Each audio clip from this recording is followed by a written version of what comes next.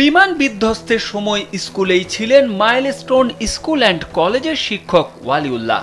বিমানটি স্কুলে আছড়ে পড়ার আগের এবং পরের মুহূর্ত সবই তিনি দেখেছেন।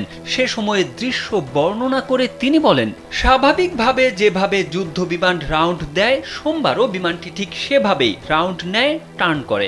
আমার কাছে মনে হয়েছিল পাইলট ঢাকার বাইরে চলে যেতে চেয়েছিলেন।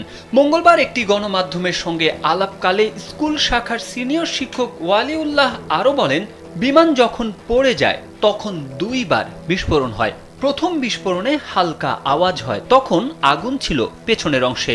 6 থেকে 7 সেকেন্ড পর দ্বিতীয়বার যখন আবার বিস্ফোরণ হয় তখন বিকট শব্দ হয়। এরপর আগুন চারিদিকে ছড়িয়ে পড়ে। আমি বুঝতে পারছিলাম না কি করব। পাশেই আবার 1:30টার দিকে স্কুলের বাস ছাড়ার কথা।